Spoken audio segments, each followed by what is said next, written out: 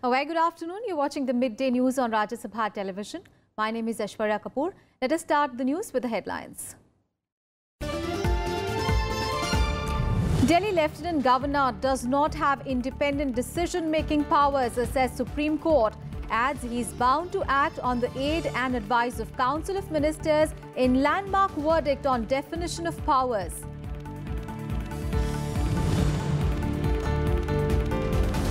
Union Cabinet approves a 22,000 crore rupees for higher education this year, a jump of 133% from 2013-14. Approves the higher education funding agencies to mobilize 1 lakh crore rupees for research and academic infrastructure by 2022. Centre warns a social media platform WhatsApp to immediately take steps to stop the spread of irresponsible and explosive messages. Says it cannot evade its responsibility after spate of lynching incidents of people on suspicion of being child lifters across states. India off to a resounding start to their England tour, beat hosts by 8 wickets to bag the first T20 international. HS Pranoy, Sameer Verma and Saina Nehwal enter the second round of Indonesia Open.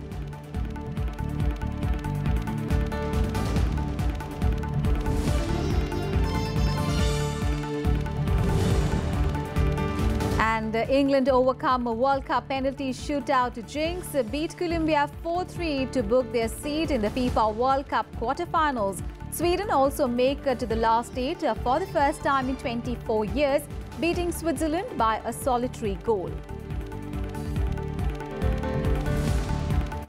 The biggest story this afternoon, the Supreme Court has ruled that real power in Delhi rests with the Council of Ministers.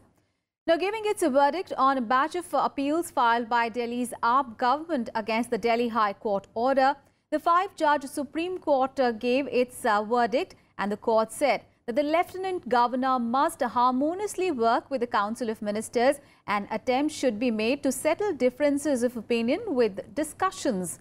The Apex Court also said that the LG can refer the issues of difference of opinion to the President only in exceptional cases.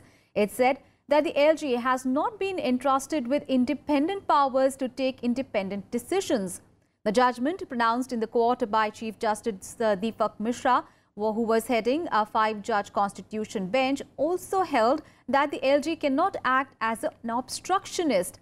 Now, 2 other judges, Justices A.K. Sikri and A.M. Khanwilkar, concurred with the verdict.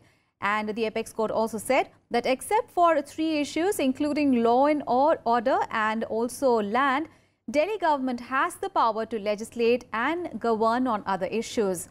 It was ruling on a batch of appeals that were filed by Kejriwal government challenging the Delhi High Court's order holding the LG as the administrative head of the national capital.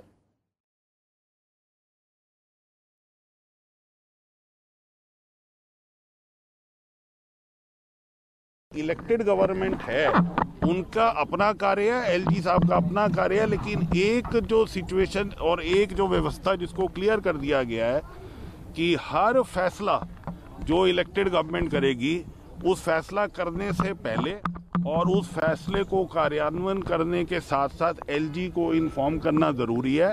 अगर उनका difference of opinion बनता है किसी भी फैसले पे, तो वो आदरणीय राष्ट्रपति जी को वो अपने रीजंस के साथ उस फैसले को राष्ट्रपति जी के फैसले के लिए भेज देंगे। अदालत ने कहा है कि लोकतंत्र में जनता सुप्रीम है, जनता की चुनी हुई सरकार सुप्रीम होगी। जो माननीय सुप्रीम कोर्ट ने आज स्पष्ट कर दी है कि केवल 3 रिजर्व सब्जेक्ट हैं दिल्ली में।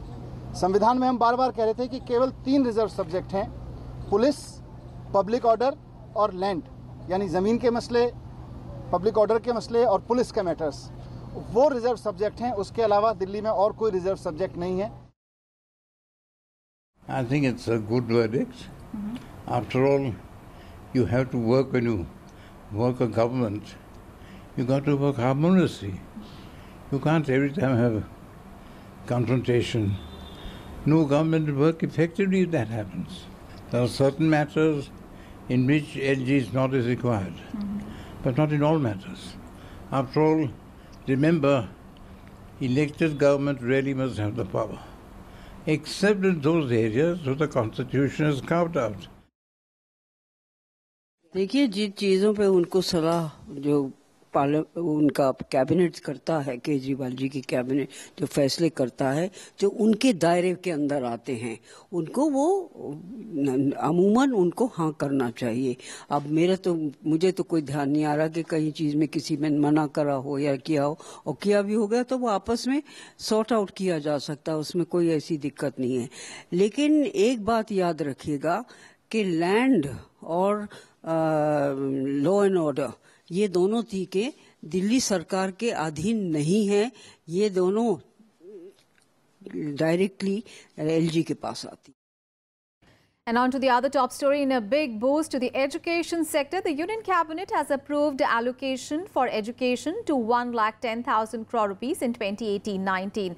Now, this is a 67% increase from the allocation in 2013-14 of 65,867 crore rupees without any rise in fee. HRD Minister Prakash Javadekar said in a tweet that the Union Cabinet has approved a higher education funding agency to mobilize more than 1 lakh crore rupees for research and academic infrastructure for higher educational institutions by 2022. Funds for higher education have increased by 133% this year as compared to 2013-14 by adding 22,000 crore rupees funding from HEFA. For the first time, Kendriya Vidyalayas and the Navodaya Vidyalayas will also get funding from HEFA, as well as the IITs, NITs and other central universities and medical colleges will also get funds. Okay, we have with us our colleague Panchanan Mishra, who's joining us on the phone line for more details on that story. Panchanan, after government's plan to really overhaul the UGC and rename it as the Higher Education Commission of India, we are seeing a big boost to the education sector. Union Cabinet approving 22,000 crore rupees for higher education this year. Panchanan, can you hear me? All right. Well, we seem to have lost contact with our reporter there. But of course, this is a big decision that the government has taken, a big really boost to the education sector.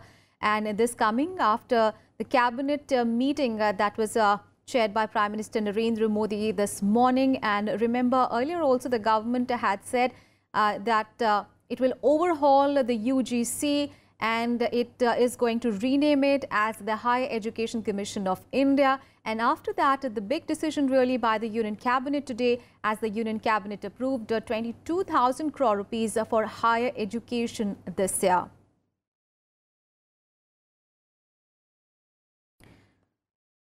All right, so big boost to the education sector. Union Cabinet approving allocation for education to 1,10,000 crore rupees in 2018-19. And this is a 67% increase from the allocation in 2013-14.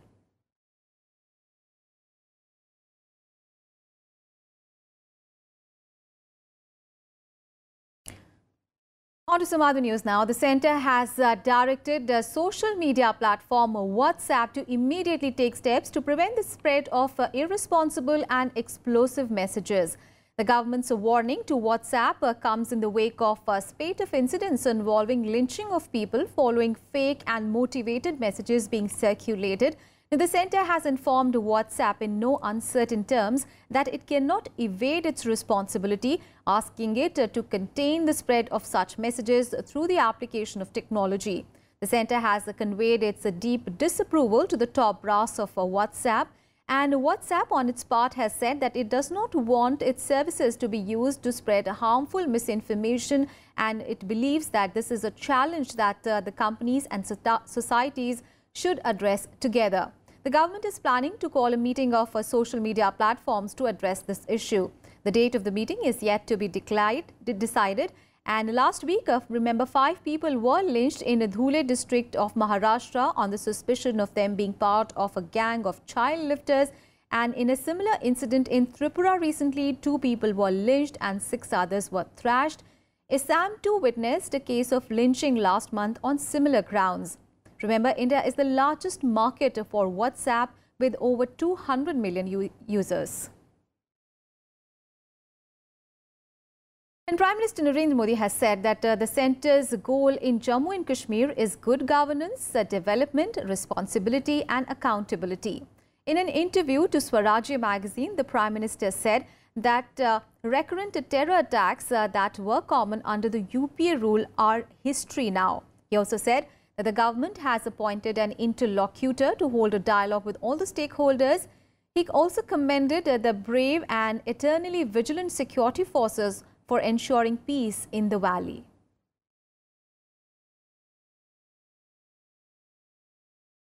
And speaking on Maoists in his interview to Swarajya magazine, Prime Minister Narendra Modi also said that the approach of the NDA government is to devote unparalleled resources towards the development of areas that are prone to violence.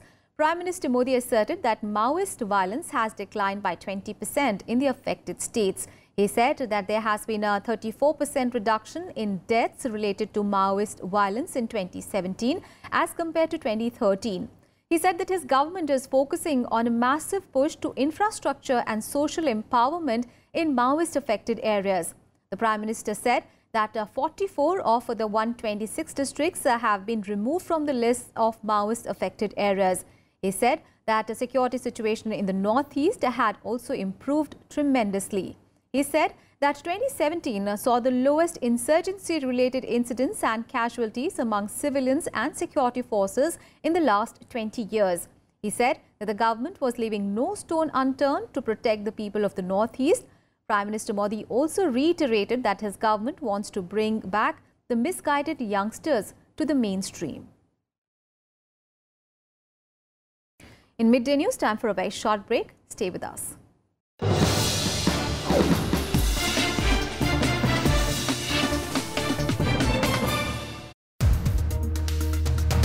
People say that veteran parliamentarians don't retire. So I'll be active in politics. Why should I retire? What do you think is the biggest reason for this increasing disruption amongst the parliamentarians? Why they are not allowing the parliament to function? That agreement to disagree, that is not coming here. That dialogue is not there. What is your hunch for the 2019 elections? It will be a tough fight for most sides. That is going to be for all the parties, you are saying, including Congress. Yes. Watch to the point with former Deputy Chairman of Rajya Sabha, PJ Kurian, only on Rajya Sabha television. Neutrino physics, I told you that it is the most penetrating particle known in the world. Exactly what it is there. Is there a hole right there inside? Is there a hole somewhere nearby so that the earthquake may come tomorrow? You do not know. Only neutrinos can do it. Once everything about physics about the neutrinos are established, neutrino technology will come whether you like it or not. If we don't do it, other countries will do it. Neutrinos will do earth terrestrial tomography. Watch Eureka with Dr. G. Rajasekharan, Professor Emeritus at Institute of Mathematical Sciences, Chennai. Saturday 4 p.m. and Sunday 12 noon, only on Rajya Sabha television.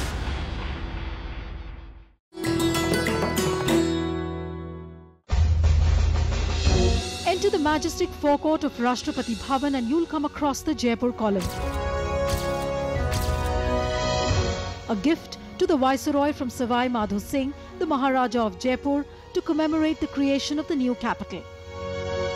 The 145-meter high column is crowned with 6 pointed crystal stars on a bronze lotus, and inside the stone shaft runs a steel tube which weighs a little more than 5 tons.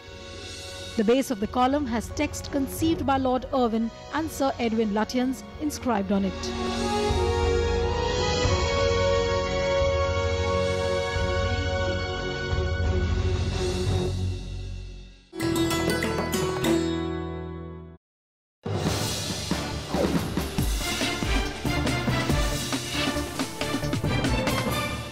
Welcome back after the break. 3 pilgrims have been killed in a landslide, even as another died due to cardiac arrest, taking the death toll during this year's Amarnath Yatra to 10.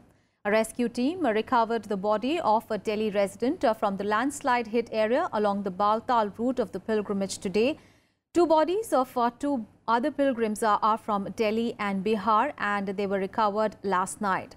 5 others were injured in the landslide, which was triggered due to heavy rainfall between Rail Patri and Brari Marg on the Baltal route of the annual pilgrimage. The pilgrimage began on 28th of June and it is scheduled to conclude on 26th of August. And 5 flights are carrying out a rescue operation in Simikot in Nepal to evacuate the stranded KAILASH Mansarovar pilgrims. More than 400 people have been rescued till now. Earlier on Tuesday, 308 Indian pilgrims were evacuated from Simikot region in Nepal, and rescue work has intensified to bring back over 1,500 Indians who have been stranded in Nepal's mountainous regions while returning from the KAILASH Mansarovar pilgrimage in Tibet.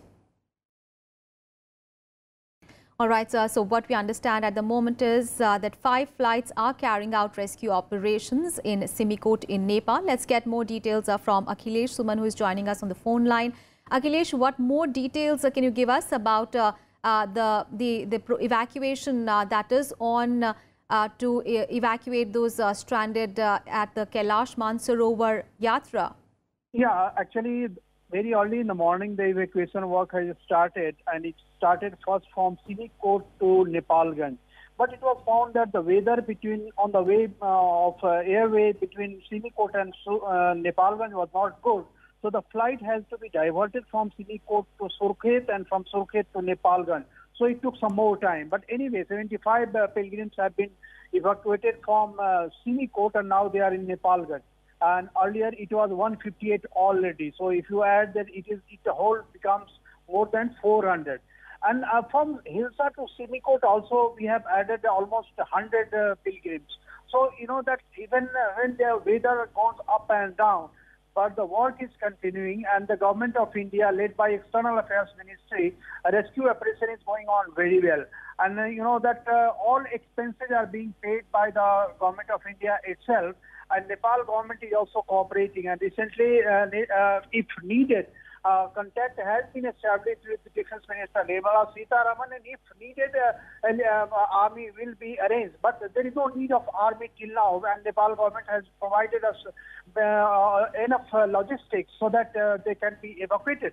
And the best part of it is that, you know, as far as that people from this side to Mansarovar are also going. So the continuous flow of pilgrims are also ongoing, and the rescue operation and the evacuation is also ongoing. So it is happening without any hitch and glitch. Only if you think the weather becomes inclement, the rescue work is stopped for some time, and again it is done. And special helicopters had been sent to Kathmandu and Nepalganj to take the 2 bodies. One was sent to Kathmandu for treatment, but it was found that it is not, the body is there. So one helicopter has been sent to Kathmandu, another to Nepalganj, and their bodies will be taken back to India to their respective families. So this is the update till now, Aishwarya, you know. All right, and as you were mentioning, the Defense Minister Nirmala Sitharaman has also said that her ministry would also offer the assistance whenever it is necessary to rescue the KAILASH Mansarovar pilgrims who have been stranded in Nepal. Thank you so much, Akhilesh, for all those updates there on that story. On to some other news now. Former Malaysian Prime Minister Najib Razak has been charged with corruption for allegedly accepting millions of dollars in bribe money. Now, he faces 3 counts of criminal breach of trust and 1 count of abuse of power.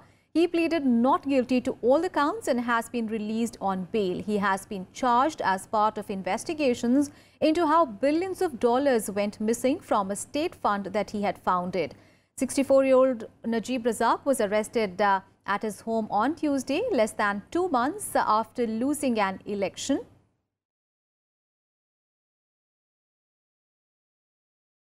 Let's now get you all the action from the Football World Cup in Russia.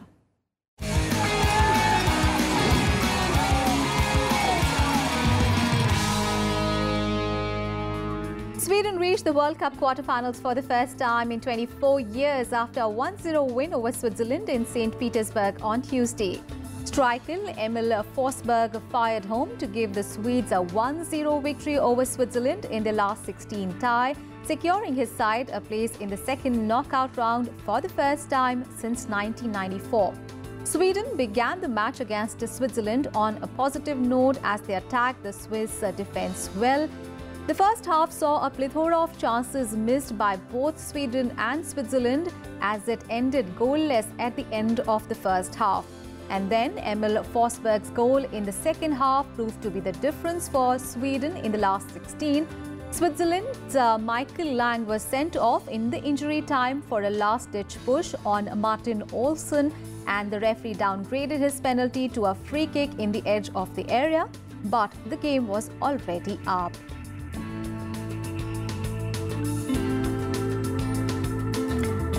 And in the second match of the day, England edged Colombia 4-3 on penalties to book a quarter-final clash against Sweden at the World Cup yesterday. The Three Lions advanced to the World Cup quarter-finals on penalties after a 1-all draw with Colombia on a dramatic evening in Moscow on Tuesday. Harry Kane fired England ahead with his tournament-leading sixth goal just before the hour in Moscow, converting a penalty after he was hauled down by Carlos Sanchez at the corner. England looked to be heading into the last 8 in regulation time until Yerry Mina equalized with a 93rd minute header, the Colombian defender scoring for the third game in a row. With the score tied at 1-all, neither team could find an advantage in extra time, and the match then went into a nail-biting penalty shootout, which England won 4-3. And with the result, England also halted a run of 5 successive shootout defeats at the major tournaments, this being England's first knockout round win at the major tournament since 2006, when it beat Ecuador at the World Cup before falling to Portugal on penalties.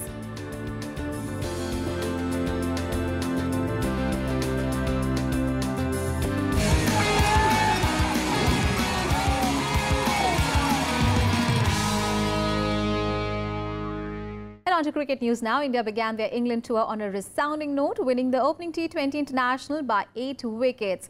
Kuldeep Yadav's magical spell of wrist spin was complemented by KL Rahul's dazzling stroke play. Kuldeep took 5 wickets, conceding only 24 runs in his 4 overs. His bowling restricting England to a below-par 159 for 8 wickets. And in reply, it was the turn of opener KL Rahul, who smashed his second T20 international 100, scoring 101 runs in just 54 balls. India chasing the target in 18.2 overs. He added 123 runs for the second wicket with Rohit Sharma. It was the Indian captain who then finished the match with a 6. And the Indian Olympic Association has announced a 524-member contingent of athletes for the Asian Games in Indonesia. The event will be held from 18th of August to 2nd of September. The contingent comprises 277 men and 247 women athletes. The athletes will have, in fact, the athletics will have the highest number of representation, with the 52 eyeing for medals. The IOA has decided against sending the men and women football team this time, as they are ineligible under the existing criteria set by the Olympic body.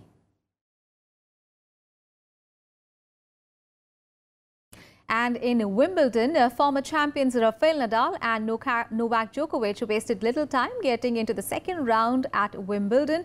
World number 1 Nadal won the first match he has played since June's French Open triumph, beating Israel's Duty Sela for 6-3, 6-3, 6-2.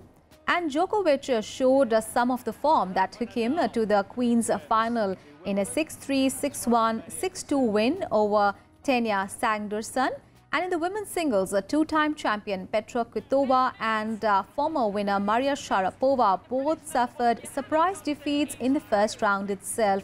8th seed Kvitova never looked comfortable against world number 50 Alexandra Sasnovich of Belarus, who won 6-4, 4-6, 6-0. And in the other upset, qualifier Vitaly Dachenko came from a set and 5-2 down to defeat Sharapova.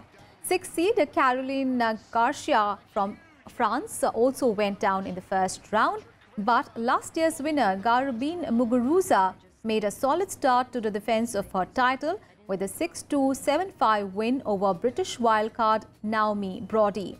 There was also a first-round easy win for top seed Simona Halep. News from the world of badminton. Indian shuttlers HS Pranoy, Sameer Verma and Saina Nehwal have advanced to the second round of the Indonesian Open badminton event in Jakarta. HS Pranoy scored a big upset, beating 8th seed Ling Dan of China 21-15, 9-21, 21-14. Verma scraped past Rasmus Gamke of Denmark 21-9, 12-21, 22-20 in the other men's singles match. And in the women's singles, Saina Nehwal beat her Indonesian opponent Dinar Dai 21-12, 21-12. However, it was curtains for women's doubles pair of J. Meghna and Purvisha S. Ram. And that's all in this edition of Midday News. Thanks for watching.